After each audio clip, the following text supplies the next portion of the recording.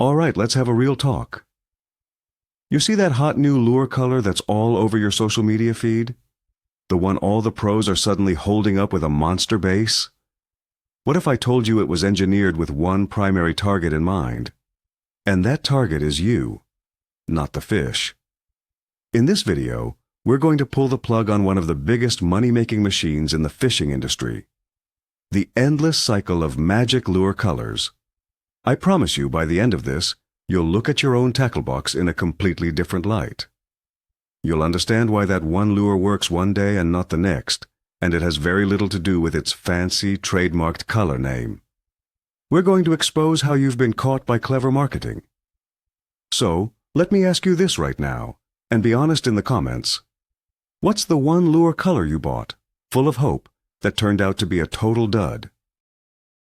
For generations, we've been told that color is one of the most critical factors in lure selection. Our grandfathers had their favorite red and white spoon, our fathers swore by the fire tiger crankbait, and now we're faced with a digital tidal wave of cosmic black, chartreuse slime, and Bama bug. It's a tradition steeped in anecdotal evidence. You have one good day on a certain color, and suddenly that lure is enshrined as a legend in your box. The industry knows this. They understand that fishermen are passionate, hopeful, and always looking for that next secret weapon. So they feed that desire, releasing dozens of new color patterns every single season, knowing full well that we, as anglers, are more afraid of missing out on a hot bite than we are of spending another $20 on plastic and paint. It's a perfect storm of tradition, psychology, and brilliant marketing. Let's start with the marketing machine itself. Imagine you're a lure company. Your goal isn't just to sell a lure, it's to sell a dozen versions of the same lure. How do you do that? You create a problem that only your new color can solve. They release videos with pro anglers talking about how this new ectoplasm shad pattern is the only thing the fish would bite on a tough day. They'll use terms like subtle UV enhancers and biorealistic flash technology. It sounds incredibly scientific and convincing. You see it on the shelf, next to 10 other shades of green, but this one has a special name and a pro's face on the package. It taps directly into our fear of being unprepared. You might already have a perfectly good watermelon-colored lure, but the marketing convinces you that your watermelon isn't cosmic enough for today's pressured fish. It's a manufactured need, plain and simple. Now, let's talk about the power of a name. Why Junebug instead of just purple with green flake? Why green pumpkin instead of dull green with black flake? It's because a name creates a story. It gives the color an identity. Junebug sounds like something a big bass would naturally eat. Electric Chicken sounds obnoxious, but it's memorable, and it creates a sense of aggressive, reaction-based effectiveness. These names are focus grouped and tested not on fish, but on fishermen. Think about it.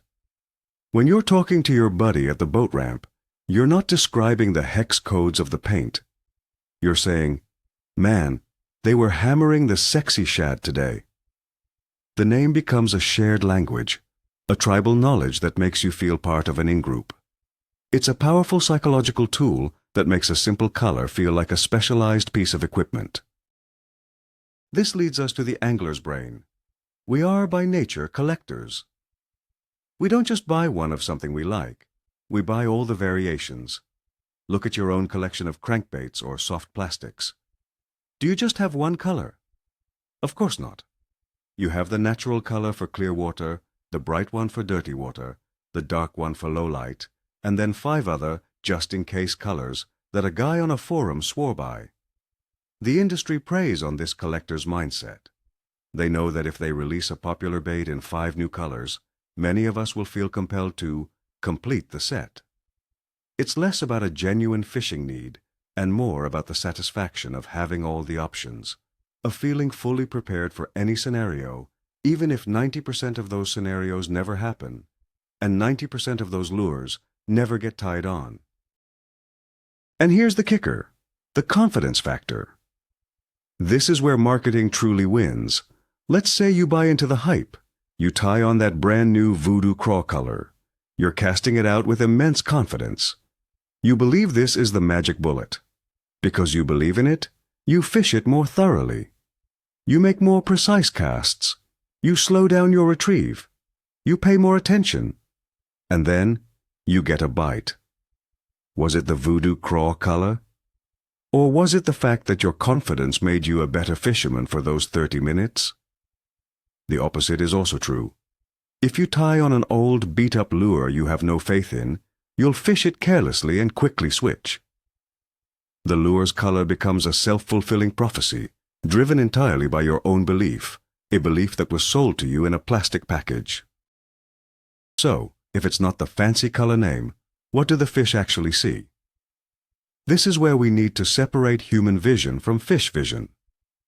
We see a brilliant spectrum of colors thanks to the 3 types of color-receptive cone cells in our eyes: red, green, and blue. Most predator fish, like bass, have only 2 types of cone cells. They are essentially red-green colorblind, much like some humans. They are very good at distinguishing shades of blue and green, but reds and oranges can look like shades of gray or brown to them. So that expensive bloody craw pattern you bought? To a base, it might look almost identical to your standard black and blue jig in certain conditions. The fish is not admiring the subtle crimson flakes. It's seeing a dark shape that contrasts with the background. That's a crucial piece of the puzzle. Let's dig deeper into what a fish sees. Beyond just the cones for color, their eyes are packed with rod cells. These cells don't see color at all, but they are incredibly sensitive to light and shadow, movement, and contrast. This is their survival mechanism. A fish's world is about identifying silhouettes. Is that dark shape a piece of cover, or is it a predator? Is that light flash the glint of a baitfish, or just light filtering through the water?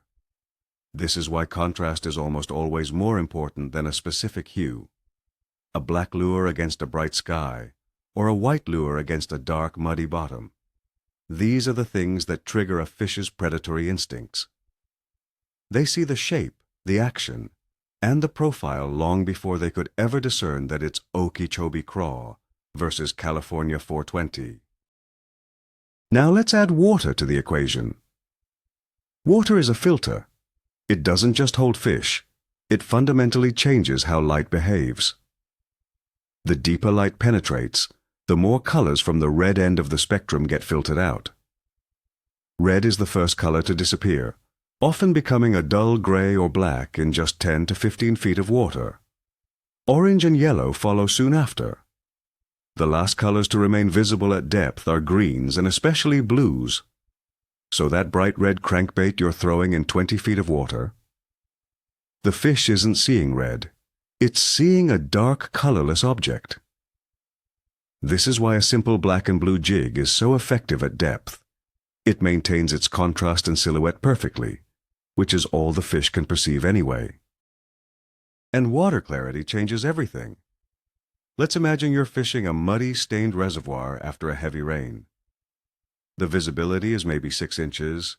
Do you think a base can tell the difference between green pumpkin magic and watermelon candy? Absolutely not. In these conditions, fish are relying almost entirely on their lateral line to detect vibration and water displacement. The lure's color is practically irrelevant. In this scenario, you need a color that provides maximum contrast. A solid black, a bright chartreuse, or a bold white. These simple, stark colors create a more defined silhouette in the murky water, giving the fish a target to hone in on. All those subtle, multicolored patterns become a blended, indistinct blob. Okay, so what about crystal clear water? This is the one situation where specific color patterns can play a more significant role, but maybe not in the way you think. In clear water, fish can see much farther and scrutinize your lure more carefully. This is where hyper-realistic natural patterns come into play. A lure that perfectly mimics the local bluegill or shad population can be deadly. But notice the key word here, mimics. It's about matching the forage, It's not about some magic color combination. If the bass are feeding on perch, a perch pattern works. If they're eating crawfish, a brown or green craw pattern works. The goal is to be natural and unobtrusive, not to show them a color they've never seen before. Even here, it's about imitation, not invention. Let's debunk a classic, fire tiger. It's one of the most famous and enduring color patterns in fishing. Bright green, bold chartreuse, orange belly, and black stripes. It looks like nothing in nature. So why does it work? It's not magic. It's a masterclass in contrast and visibility. The bright chartreuse and green are highly visible to fish. The bold black stripes break up the lure's profile, creating a flickering effect as it moves through the water. The orange belly provides a flash of contrast from below. It works because it triggers every visual cue a predator fish is looking for. High visibility, a broken silhouette, and flashes of contrast. It succeeds because of the principles we've been talking about, not because fish have a particular craving for neon tigers. Another myth is the idea of a secret regional color. You hear it all the time. Oh, on Lake Fork, you have to throw Bama bug. Or, on Lake St. Clair, it's all about smoking shad. While there's a grain of truth tied to local forage and water color, 90% of this is local lore and tradition, amplified by tackle shops and local guides. A group of fishermen has success on a color, they talk about it, and soon everyone is throwing it. It becomes the dominant color on the lake, and therefore it catches the most fish. It's another self-fulfilling prophecy. A simple green pumpkin or a black and blue jig would likely work just as well, but it's not the local secret, so fewer people throw it with confidence. The legend of the color becomes more powerful than the color itself. So, how can you simplify all this and apply it on the water? Forget the 100+ color names in the catalog. Think in 3 basic categories. Category 1, natural. These are your greens, browns, and baitfish patterns. Use these in clear to lightly stained water when you want to mimic local forage. Think match the hatch. This is your finesse approach. A simple green pumpkin plastic or a silver-sided crankbait covers 90% of these situations. There's no need to have 20 different variations of natural. 1 or 2 will do the job perfectly if you present them correctly.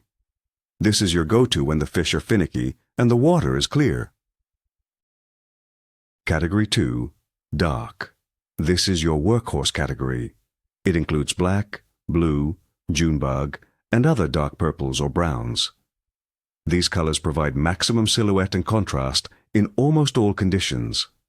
They excel in stained water, in low-light conditions like dawn and dusk, and in deep water where other colors fade to gray.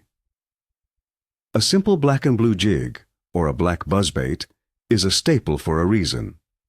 It doesn't rely on fancy paint jobs. It relies on creating a clear, unmistakable target for a predator. If you could only have a handful of lures, a good portion of them should be in this dark, high-contrast category. They are versatile and consistently effective. Category 3, bright/loud. This is your reaction strike category. This includes your chartreuses, hot oranges, pinks, and bright whites. These are not meant to look natural. They are designed to be visible from a long way off in dirty water, or to trigger an aggressive territorial bite from a fish that isn't actively feeding. Think of a bright chartreuse spinnerbait in muddy water, or a clown-colored jerkbait in the cold. You're not trying to trick the fish into thinking it's food. You're trying to annoy it into striking. You only need a couple of these loud options in your box for those specific conditions. They are a tool for a job, not an everyday solution. What about the little details, like flake? Does a red flake in a green pumpkin worm really make a difference? The honest answer is, sometimes, in very specific situations, it might. That little bit of flash can mimic the glint of a scale or add a subtle trigger in superclear water under bright sun. However, for 95% of your fishing, the fish will never notice or care. The overall color, contrast, and most importantly, the action of the bait are what matter. We, as anglers, fixate on these tiny details because it gives us a sense of control. It feels like we are fine-tuning our approach to a scientific degree. In reality, we are often just admiring details that are completely lost on the fish. This obsession with color distracts from what truly matters.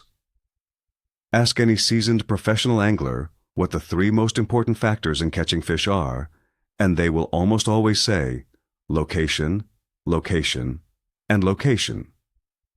You can have the most scientifically advanced, perfectly colored lure in the world, but if you're casting it in a dead zone with no fish, you will catch nothing. Finding the fish is 90% of the battle. Understanding seasonal patterns, reading structure on your electronics, and identifying high-percentage areas will put more fish in your boat than any magic color ever will. Your time is better spent studying a lake map than a lure color chart. After location, the next most important factor is presentation. This means your retrieve speed, the cadence of your jig, the depth your crankbait is running, and the action of your lure.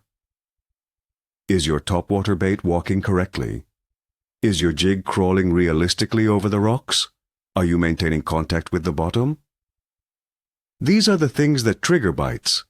A bass might see your lure from a distance because of its color, but it commits to striking because the action and presentation convince it that the lure is alive and edible. An angler who has mastered 3 basic lures in 2 colors will outfish an angler with 1,000 lures and a sloppy presentation every single day of the week. So, how can you put this into practice and save a ton of money? Conduct an experiment. For the next month, limit yourself to just 3 colors. 1 natural, like green pumpkin, 1 dark, like black and blue, and 1 bright, like chartreuse. Use these 3 colors for all your soft plastics, jigs, and spinnerbaits. Force yourself to focus on finding fish and perfecting your presentation. I guarantee you will not see a significant drop-off in your catch rate. In fact, you might even see it increase because you'll stop second-guessing your color choice every 10 minutes and start focusing on the things that actually make a difference on the water. Think about the classic image of the old-timer at the dock with a simple beat-up tackle box. He's got a handful of lures, maybe a few rooster tails, a jitterbug, and some plain worms. Meanwhile, the guys with the brand-new boats have tackle storage filled with thousands of dollars worth of baits in every color imaginable. Yet, at the end of the day, who often has the better stringer of fish? It's the old-timer. Why? Because he isn't distracted by the gear. He knows the lake like the back of his hand, and he knows how to present those few simple lures with absolute perfection. He's a living testament to the fact that skill and knowledge will always trump the latest hot color. The ultimate truth is that the vast majority of lure colors are designed to appeal to the human eye, not the fish's eye. We are drawn to bright, flashy, intricate designs. We appreciate the artistry and the cool names. The fish, however, lives in a world of muted colors, shadows, vibrations, and contrast. They are far more pragmatic. The lure industry is not selling a product to a base, it is selling a product to you. They are selling hope, confidence, and the promise of a secret weapon. By understanding this, you can break free from the cycle. You can build a smaller, more effective, and far less expensive collection of lures based on function, not fashion. You can finally start buying lures that catch fish, not fishermen. So, let's bring it all home. We've walked through the marketing playbook, the psychology of the angler, and the hard science of what a fish actually sees. And the big takeaway, the real plot twist here, is that the secret isn't in adding more colors to your box, it's in taking them away. It's about realizing that you've been conditioned to believe that a new color is a substitute for skill and knowledge. But it's not. The power was never in the Glimmering Ghost Shrimp paint job. The power is in your ability to find the fish and present a simple dark, light, or natural lure in a way that makes it look alive. This realization can fundamentally change your entire approach to fishing. It will save you hundreds, if not thousands of dollars. It will make you a more observant, more thoughtful, and ultimately, a more successful angler. Thank you so much for watching and for being willing to challenge some old beliefs. If this video opened your eyes, do me a favor and hit that like button and subscribe for more content that cuts through the marketing BS. Now, for the final question. What is the most ridiculously named lure color you've ever seen on a store shelf? Drop it in the comments below. I can't wait to read them.